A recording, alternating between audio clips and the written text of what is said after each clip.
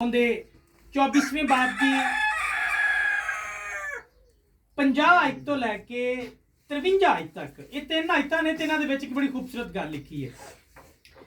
ਇੱਥੇ ਲਿਖਿਆ ਹੈ ਕਿ ਜਦੋਂ ਖੁਦਾਵੰਦ ਯਿਸੂ ਮਸੀਹ ਨੇ ਸਲੀਬ ਤੇ ਆਪਣੀ ਜਾਨ ਦੇ ਦਿੱਤੀ, ਬੜੀ ਤਵੱਜੋ ਨਾਲ ਸੁਣਿਆ ਜੇ, मैं सादा जे लफ्ज़ां नाल ना एक खूबसूरत बाइबल दी कहानी तुहाडे सामने पेश करन लगा ते इसे बाइबल दी कहानी ते बेसिकली साडी निजात जिहड़ी है उहदे नाल जुड़ी हुई है। छुटकारा, जन्नत ते दोज़ख सारा कुछ समझो कि इत्थे जुड़िया होया है। इसलिए जरा तवज्जो दे नाल इस गल नूं सुनना।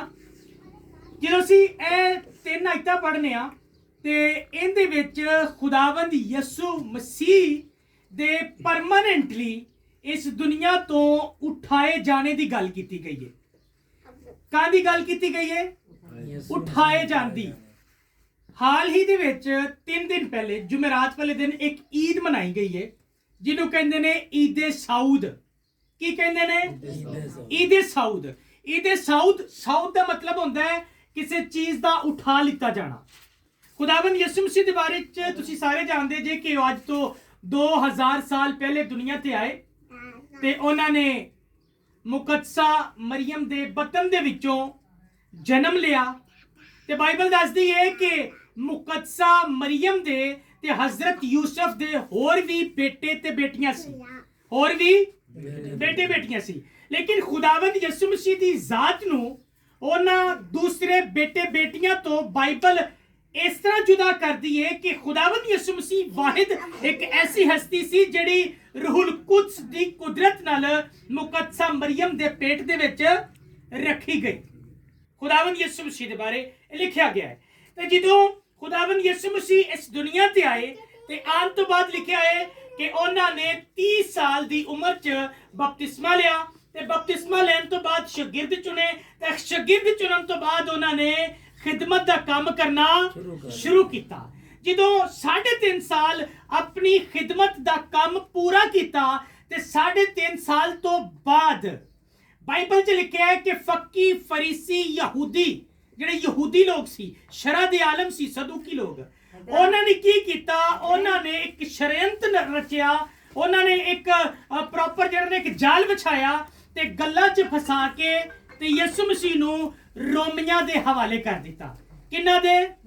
रोमिया दे हवाले कर दिता ताकि खुदावंद यीशु मसीह नूं मसलूब किया जाए, सलीब दी जाए। हुण जदों खुदावंद यीशु मसीह नूं सलीब देण वास्ते रोमिया दे हवाले किया गया ते रोमिया दे हवाले करन तो बाद लिखिया कि खुदावंद यीशु मसीह नूं एक काम 40 कोड़े ला के छड्ड देण लई कह दिता गया कि इनू 39 कोड़े ला के छड्ड दिता जाए। लेकिन इहदे बावजूद भी यहूदी लोग जिहड़े ना वो खुश नहीं सी, वो चाहते सी कि इनू परमानेंटली मसलूब कर दिता जाए, इनू मसलूब कर दिता जाए, सलीब ते दे दिता जाए। रोमी हुकूमत ने इथों तक इजाजत दी। उन्हां कहा कि तुहाडे कोल एक ऑप्शन हैगी है कि या तो तुसी इनू छड़ा लो ते या फिर बराबा, एक होर भी उथे जिन्ना कि एक डाकू सी, बराबा उनका नाम सी, उन्हें कहा कि या तो मैं बराबा नूं छड़ सकना ते या मैं इनू छड़ सकना वा, क्योंकि इहदे च कोई ऐब नहीं हैगा। लिहाजा अगर तुसी चाहते हो कि इनू बगैर ऐब तो असी मसलूब करिए तो फिर इहदी जगह ते कोई ऐब वाला बंदा जिंदे विच वाकई कोई फॉल्ट सी उन्हें छड़ना पेगा। तो उन्होंने कहा बराबा नूं छड़ दिओ ते इनू सलीब दे दिओ। हुण बराबा नूं छड्ड दिता गया, गुनेगार नूं छड्ड दिता गया ते खुदावंद यीशु मसीह नूं सलीब दिती गई। इत्थों एक बड़ी खूबसूरत गल सीखने आ कि बराबा नूं छड्ड देना मतलब कि खुदावंद यीशु मसीह ने गुनेगार वास्ते अपनी जान दे दिती। असी की सां? गुनेगार। असी अज भी की हां? गुनेगार। मतलब यह कि खुदावंद यीशु मसीह दा लहू जिहड़ा है वो अज भी, कल भी ते अज तो बाद भी गुनेगारां नूं सेफ करना, बचाना ते उन्हां नूं नजात देण दी कुदरत रखदा है। उन्हें उदों बराबा नूं बचाया ते बराबा दे नाल नाल सलीब ते जान दे के उन्हें सारी खलक नूं भी बचा लिता।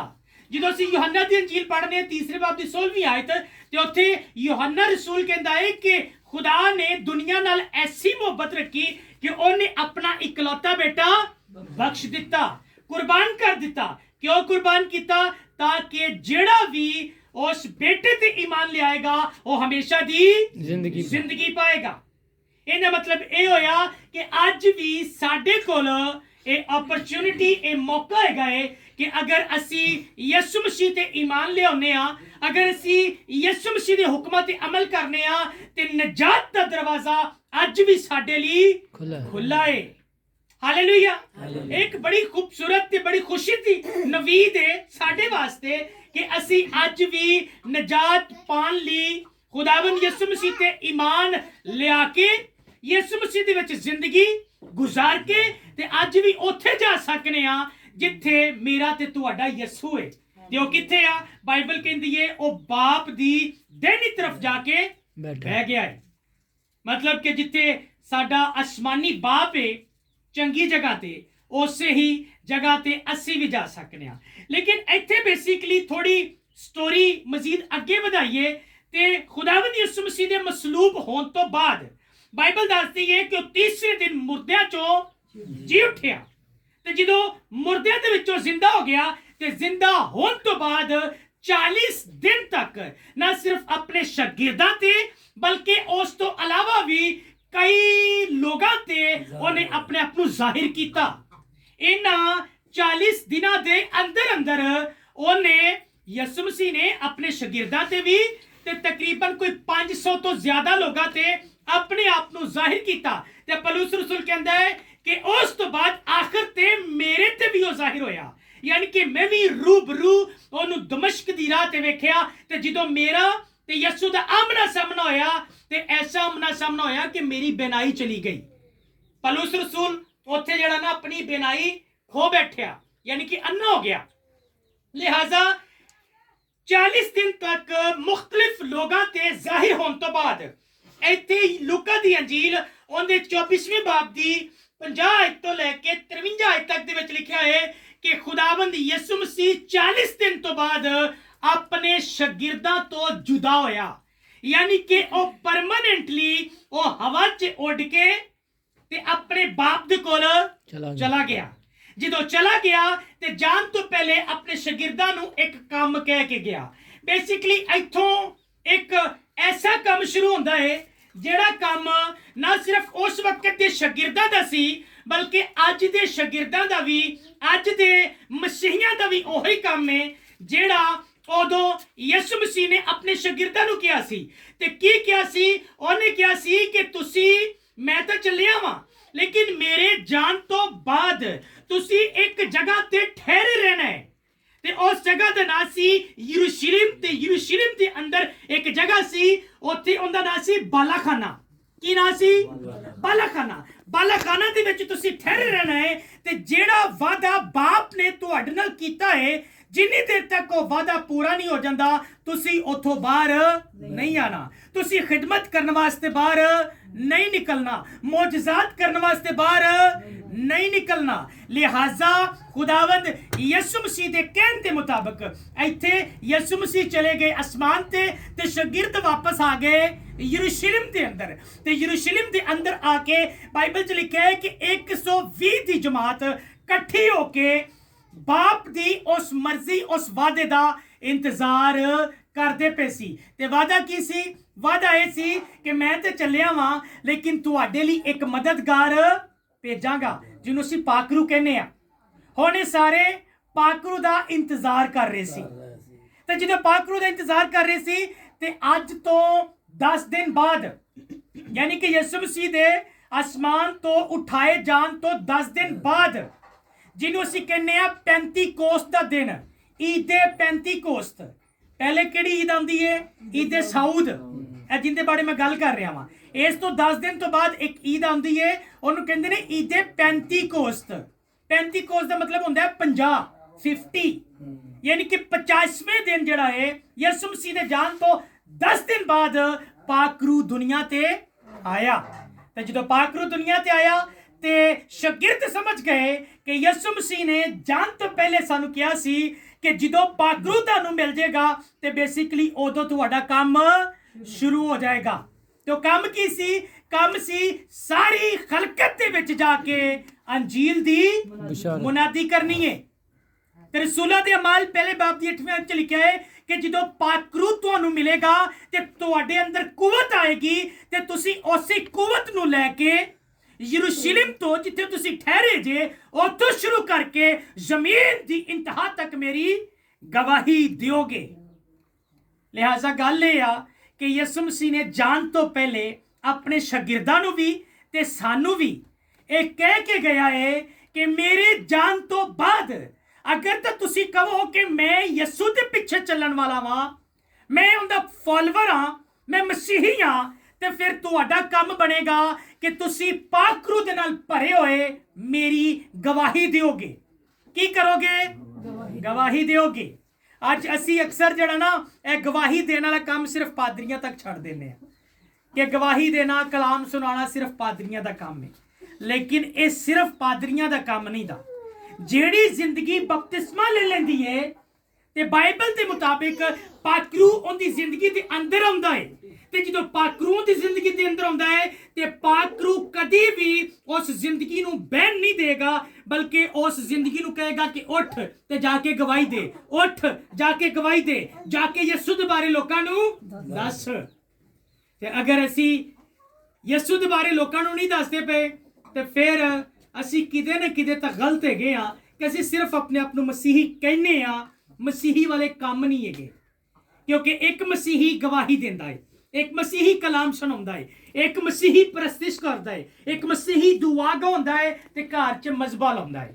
ਤੇ ਘਰ 'ਚ ਮਜ਼ਬਾ ਲਾਉਣ ਤੋਂ ਮੈਨੂੰ ਯਾਦ ਆਇਆ, ਮੈਂ ਪਿਛਲੀ ਦਫਾ ਮੈਂ ਦੱਸ ਕੇ ਗਿਆ ਸਾਂ ਕਿ ਘਰ ਦੇ ਅੰਦਰ ਮਜ਼ਬਾ ਲਾਉਣਾ ਹੈ। ਇੱਕ ਮਸੀਹੀ ਜਿਹੜਾ ਹੈ, ਇੱਕ ਮਸੀਹੀ ਜ਼ਿੰਦਗੀ, ਇੱਕ ਮਸੀਹੀ ਖਾਨਦਾਨ, ਫੈਮਿਲੀ ਜਿਹੜੀ ਹੈ ਉਹ ਘਰ 'ਚ ਮਜ਼ਬਾ ਲਾਉਂਦੀ ਹੈ, ਮਤਲਬ ਕਿ ਘਰ 'ਚ ਮਿਲ ਕੇ ਦੁਆ ਕਰਦੇ ਨੇ। ਹਾਲੇਲੂਇਆ। ਇਹ ਜਿਹੜੀ ਇਬਤਦਾਈ ਕਲੀਸਿਆਵਾਂ ਸੀ ਨਾ, ਜਿੱਥੋਂ ਕੰਮ ਸ਼ੁਰੂ ਹੋਇਆ, ਉਦੋਂ ਇਹ ਚਰਚ ਦਾ ਸਿਸਟਮ ਨਹੀਂ ਸੀ ਹੈਗਾ ਕਿ ਇੱਕ ਵੱਡੀ ਸਾਰੀ ਬਿਲਡਿੰਗ ਬਣਾਈ ਤੇ ਉੱਤੇ ਇੱਕ ਕ੍ਰੋਸ ਲਾ ਦਿੱਤੀ ਤੇ ਪਤਾ ਲੱਗ ਗਿਆ ਕਿ ਇਹ ਖੁਦਾ ਦਾ ਘਰ ਹੈ ਤੇ ਇੱਥੇ ਇਬਾਦਤ ਹੁੰਦੀ ਹੈ। ਸ਼ੁਰੂ ਤੋਂ ਇਸ ਤਰ੍ਹਾਂ ਦਾ ਕੋਈ ਸਿਸਟਮ ਨਹੀਂ ਸੀ। ਉਹ ਸ਼ੁਰੂ ਤੋਂ ਤਾਂ ਲੋਕ ਘਰਾਂ 'ਚ ਲੁੱਕ ਕੇ ਦੁਆ ਕਰਦੇ ਸੀ। ਨਾ ਸਿਰਫ ਘਰਾਂ 'ਚ ਲੁੱਕ ਕੇ ਦੁਆ ਕਰਦੇ ਸੀ, ਬਲਕਿ ਪਹਾੜਾਂ ਦੀਆਂ ਗਾਰਾਂ ਦੇ ਵਿੱਚ ਜਾ ਕੇ ਦੁਆ ਕਰਦੇ ਸੀ। ਕਿਉਂ? ਕਿਉਂਕਿ ਯਹੂਦੀ ਪਿੱਛੇ ਪਏ ਸੀ, ਰੋਮੀ ਪਿੱਛੇ ਪਏ ਸੀ, ਸਾਰੇ ਤਾਂ ਪਿੱਛੇ ਪਏ ਸੀ ਕਿ ਉਹ ਕੋਈ ਗੱਲ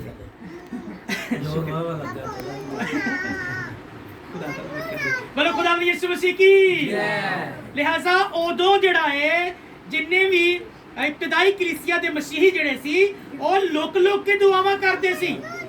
ਇਸ ਲਈ ਬਾਈਬਲ ਦੇ ਵਿੱਚ ਵੀ ਲਿਖਿਆ ਹੈ ਕਿ ਅਗਰ ਤੂੰ ਆਪਣੀ ਕੋਠੀ 'ਚ ਜਾ ਕੇ ਵੀ ਦੁਆ ਕਰੇਂਗਾ ਤਾਂ ਮੈਂ ਤੇਰੀ ਸੁਣਾਂਗਾ।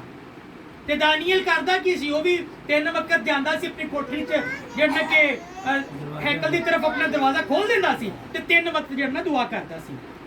ਲਿਹਾਜ਼ਾ ਸਾਡਾ ਕੰਮ ਬਣਦਾ ਹੈ ਕਿ ਅਗਰ ਅਸੀਂ ਮਸੀਹੀਆਂ, ਅਗਰ ਅਸੀਂ ਆਪਣੇ ਆਪ ਨੂੰ ਮਸੀਹੀ ਕਹਿੰਦੇ ਆ ਤੇ ਫਿਰ ਸਾਡਾ ਕੰਮ ਹੈ ਅਸੀਂ ਵੀ ਕਿਤੇ ਨਾ ਕਿਤੇ ਆਪਣੇ ਆਪ ਨੂੰ ਇੱਕ ਮਸੀਹੀ ਸਾਬਤ ਕਰਨ ਦੀ ਕੋਸ਼ਿਸ਼ ਕਰੀਏ। ਕਿਉਂਕਿ ਇੱਕ ਮਸੀਹੀ ਆਪਣੀ ਗੱਲਬਾਤ ਤੋਂ, ਆਪਣੀ ਗੁਫ਼ਤਗੂ ਤੋਂ, ਆਪਣੇ ਪਹਿਨਾਵੇ ਤੋਂ, ਆਪਣੇ ਚਾਲ ਚਲਨ ਤੋਂ ਹੀ ਮਸੀਹੀ ਗਿਣਿਆ ਜਾਂਦਾ ਹੈ, ਜਾਂ ਫਿਰ ਆਪਣੇ ਆਪ ਨੂੰ ਤੁਸੀਂ ਸਾਬਤ ਕਰ ਸਕਦੇ ਜੇ। ਗੱਲਾਂ ਆ ਰਹੀਆਂ ਸਮਝ 'ਚ?